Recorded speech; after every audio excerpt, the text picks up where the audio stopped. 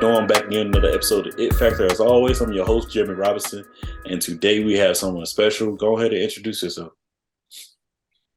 My name is Mandii Brown, and I am a mental health counselor in the Tennessee and Alabama area. All right. And with that, I would say, how are you doing mentally, physically, emotionally? Tired. I gotta keep it real with y'all. I'm very tired. All weekend, of course. So physically, I may be young, but my bones feel like they're about 75. I'm tired. I Wow. need to go lay down. Mentally, I'm great. Emotionally, I'm great. I'm in a very positive place. Mhm. That's good. That's good. That's good. So with that, I would say, first off, tell us about your mental health brand. So I have two. So I have myself as a counselor. I go by the Relatable counselor. Just because before I became a counselor, I was actually an academic advisor and a teacher. Mhm. And so I was the that all the kids ran to, who office everyone sat in. They could tell me everything and I wouldn't blink. And even after that, I became a social worker. Never feel I always had more clients than my other employees, well, my other coworkers. And coming to the counseling profession, I learned that the more vulnerable that you allow yourself to be, safely, of course, your clients and the rapport you build is always better that way because it's better for them to open up, to feel like there's no difference between you and them. There's nothing different between us besides our credentials. Like, I'm still human, just like you're human. I mess up like you mess up. So I preach that a lot on my mental health platform. Yeah. I post mental health facts, true and false. I just try to keep it going. On the other spectrum, I have a website called Well, What Happened Was. And you can always hear Black people say that when they got to tell a good story. It's like, well, what happened was, Uh, and so you buckle up, you get ready. And so the site is actually another mental health outlet for people to tell their stories. Some good, some bad, some they don't want attached to them. So I allow people to tell it with their name on it or anonymously just to get it out their system. I have mental health resources on the page as well, and I also help people connect with a therapist if they choose to. I like that. I like that. You're doing some great work. I feel like our Thank people need you. all people need it because I feel like it took me until I got older to realize, like, dang, I do need this. And a couple years ago, I know I had got my own uh, person, and going to her, man, it was the best thing I ever decided to do. Because even though I don't go to her regularly now, we still talk, and she like Yeah. keep me straight, And I feel like it's needed because it's actually good to have someone that doesn't like always agree or always trying to solve your issue. It's like I never felt like she was trying to like figure me out. I feel like she knew me more than some of the people you even know. I'm like, oh man, dang. Mm-hmm. So, why would you say mental health is important, and also what led you to becoming a counselor? With you being an advisor, like what was you seeing? Then it said, like, hey, I need to go into the social work field. Like, I need to go into this. Ooh. So I'm born and raised in Chicago, Okay. and that should give you like alarms, mental health, crazy folks. Yes, indeed. and and so teaching, I learned really quickly that kids don't know about that because they growing up what we did, we mimic whatever our parents did. Hmm. And so the more teaching and working with kids, the more I saw like the lack of awareness Right. and the lack of accountability with the parents. They're like, that's just the way I am. Hmm. But I was literally the only teacher and only academic advisor um, in the charter school system that I work with, the school, and the public school system that I work with that really wanted to dig deeper and see like what the heck is going on. Right. And so the more I got to connect with the kids, the parents decided to trust me and started talking to me. Mm. And so then I'm okay. I started doing more, and then the principal noticed, like, you should be a counselor at the school because Chicago, we have to have like the nurses come in like maybe once or twice a month. counselors or guidance counselors spin around different schools in our area. So there's no one ever really there at the school consistently to talk and work with the kids. Mhm. But I was willing to do that. And so that kind of kicked it, even though I really did love teaching, I really did. But really the kids showed me like, okay, it's with the parents. That's what the problem was. So once I went into the social working field, I started with DHS Mhm. and saw like where the needs needed to be.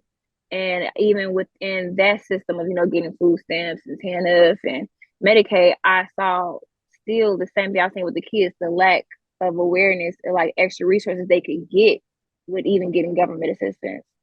And so I'm like, I'm gonna go back to school and dive into this, which was crazy because I wasn't prepared to then have to hold myself accountable on what I went through. And so, saying don't get a therapist, I don't got a therapist. I said too. So our program made sure that each student has to have a counselor as you're going through the program and a mentor to tackle anything underlying in your life before you try to help somebody else.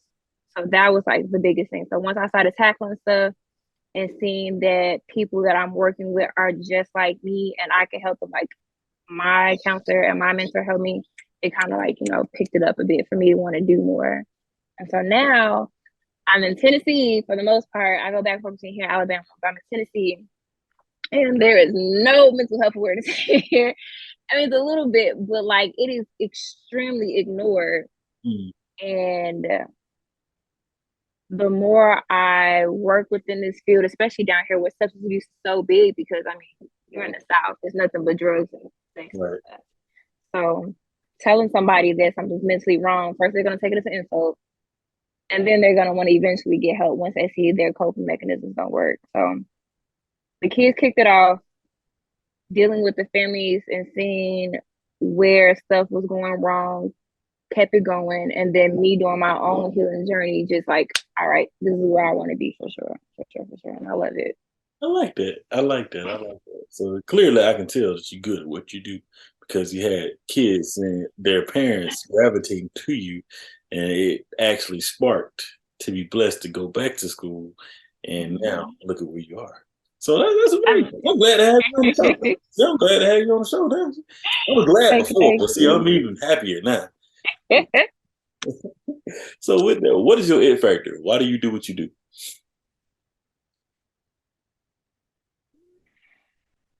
The passion behind what I do now is so we don't have to keep as a culture repeating the same stuff over and over again, honestly.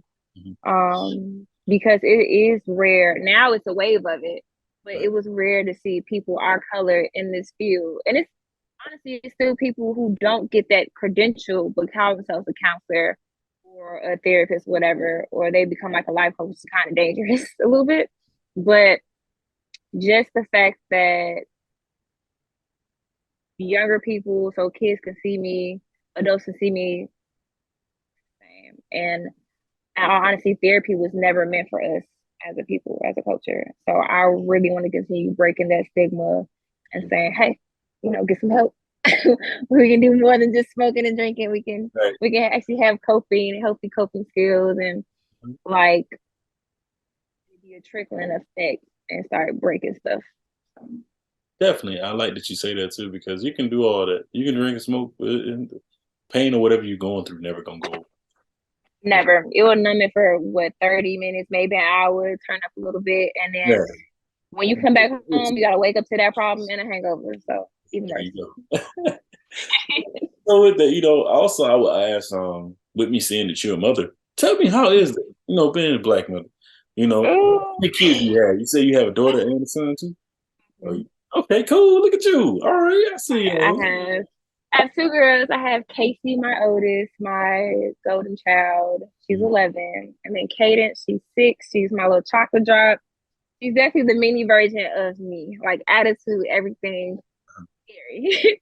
And then Zach, he's my youngest.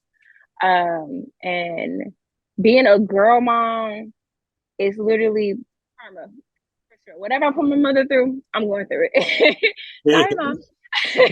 It's karma. Uh-huh. But fun. And then being a boy mom, Oh my God, it's so ghetto. But I love it. Boys are weird. Boys are definitely weird, but he keeps me on my toes and like, P's and Q's. man, because now he's crawling and climbing. I call him Chomper, from like the Land of Times, because Uh-huh. he likes to bite. So he would see my arm, he's like, so I'm like, oh, Chomper, get on. But it's having a boy is completely different. But I love it. He keeps me on my toes, keeps me happy. It's definitely they're like your first love for sure. Like I love my girls, but him, it's like I have like a little lemur on my arm just hanging with me. So I love it. That's amazing. And also with the field that you in, I feel like your kids are gonna be amazing communicators. And they may like know how to do it. Yeah, they talk a lot. They tell me their feelings every day when they walk through Right. the door, and Zach can't talk, but he just jibber jabbers. I'm like, you had a rough day at daycare, huh? Okay. That's all right. So with that, I see that you a mom. You are Hmm. in the counseling field, the mental health field, but also you are in the modeling field. So tell me about your most exciting modeling event thus far. Um, Modeling for Sheen and Nike is like my favorite for sure. Yeah. I modeled throughout college and then I took a break of course because I pledged. I pledged Second Gamma Rose Incorporated, and Mhm. I was also a double major like my last 2 years of school. So like I kind of put modeling on pause, and then I picked it back up right before I moved down here, and then just hit the ground running. Once I turned 26, and just like back to back shows, back to back photo shoots, and then I paused for Zach, and then now I'm picking it back up, and it's like no sleep. So motherhood, modeling, mental health advocates, my motto. I'm all three. Got you. MMM. Dope. Literally. That's dope. That's dope. So, what is your ultimate life goal then? Life goals. I did multiple interviews and I asked that, Hmm. and I be thinking, I'm like, man, we just got one goal. I want the whole cake and caboodle. Like, I want to do it Your all. device isn't set up yet. Oh, To get really? started, download the Google Home app on a phone or Really? tablet. You gonna do this to me, Google? Throwing technology, man. But Google and Siri are very petty, okay? Right, just pop up. Pop up on me. Always. It's the government peeking on you. So you want to They're start like, knocking you're not doing good. You're not doing good. Let's mess it up real quick. Let's mess it up. about. My goal, my overall goal, which I'm actually working on now, is building a community center for men. So it's gonna start from ages 7 to 19. The main location is going to be in Nashville. I actually found a couple of places, so I'm trying to secure it within these next 2 months. This main space in Nashville is going to be about 42 to about 5,600 square footage, and it's just like the main small location. And I'm calling it the Village, so where everybody can link up, town hall meetings, where men can gather and have, and it's literally strictly for men. They can have their what I like to call nice table or mental health circles where they can talk to each other and vent to each other. I do have 2 Black male clinicians who are down to have that twice a month for Mhm. them to just come in that space and not only vent but to get actual concrete help. And I'm looking at having 2 offices in the back of the space to where men can come in and meet those counselors for sessions or even have telehealth sessions in a safe space. And then also that location, I'm trying to work with a transportation company. If parents don't want to drive their kids out to the actual center, Mhm. I found, thank God, I'm trying to get now 100 acres, 30 minutes outside of Nashville. And I'm going to build the community center, like the whole shaboodle there. And it's going to be called the ecosystem. So guys can play basketball, do music, do engineering, so a whole STEM thing, have a library tutoring program, also have mental health services they can't get to the main campus. Mhm. And then the best part was my dad's going to help with. We're going to do like an agricultural space. So we're going to teach boys how to farm, how to ride horses, how to fish, how to hunt, because I feel like as women, I love us. but we do get a lot more resources than men do. Mm. And to a certain extent, especially government wise, especially, really government wise, I won't lie, very much government wise. And we're taught to like cook, clean, and be a wife, be a mom, and be nurturing and sew and all this stuff. And then for as a man, we kind of have to take you for what you are, and you guys want to explore other things, but are scared to do it because your homeboy don't do it. It ain't cool right now. So the ecosystem is where it's just all male, judgment free, and I'm gonna make sure it's judgment free at that. It to give you the space to explore what you want to do, whether it's sports, education, farming, exploring whatever. And so I love the website I have now because now I have all these agencies that I get to connect with to fill in those gaps and are helping me with grant writers to get that stuff. So funding ain't gotta come out of my pocket, but it's gonna come from the state. And it makes me so excited because I told myself I want to do it before I turn 35, and I'm not even 30 yet, and it's already like coming into fruition. Yeah, That's how it's supposed to. that is the biggest goal ever. I want to create a safe space for men or boys, so boys can get a mentor, men can get a mentee, connect that space, especially those who don't have dads or want to be fathers and get the opportunity, or just want to be a leader and have that extra fill that in, and then definitely get FISC and TSU involved behind that. So like, more just to bridge that gap, because that right here in Nashville, if you look at the news, it's so many boys that are going to school with guns, going to fight and being on the wrong block just because they're trying to earn their stripes and get a name for themselves. And it's like, you can be cool without taking this avenue. You ain't got to do that because you're not built like that, baby. So don't do it. It is not the life you want. I have friends, I have people. We always had this conversation. I'm like, hey, man, I'm glad I wasn't doing what I was doing 10 years ago. And to be honest, it wasn't even none of those things, but the situation that I was in and some of our friends was in because of what we grew up in. No one's proud. Like, I'm not like proud, like, oh man, we did this. And don't get me wrong, like my mom raised me. I stayed in a nice neighborhood, but I still had friends that was doing things that like, they like, yeah, bro, you can't come do this. But it's some friends that don't care. I don't. Everybody The don't person have. say you can't do it is a real friend because they know that you don't do That it. ain't you, bro. You an athlete. You doing this. This ain't your life. And Right. I look back at that now and say, dang, bro, like that really mean a lot. Like I'm thankful that I didn't try to go and do something or be something that I wasn't. So what you're doing though, that's amazing. Like that right there that made my day. That made my weekend. It's just Monday because I mean when I saw that you wanted to do that. Granted, it was one of my next questions, but the fact that you're doing that, I'm a person that love to help people. So you need me to fly there, drive there, help you out. Look, Every I way need I can help. all the Let me know. help I The can people get that you see from come on the show, if you want a meal, it don't mean it could be a doctor, lawyer, athlete, anyone. Let me know, and they're definitely because I tell you, we had them conversations. A lot of it don't get recorded. I told my wife, I'll be telling friends when we start the episode. I might like we was talking. I might talk for a while. I might be like, yeah, man, I love to help people, bro, but I don't have time to do this or that. Or somebody not doing this. I'm be like, well, Mandii doing this, da da da da.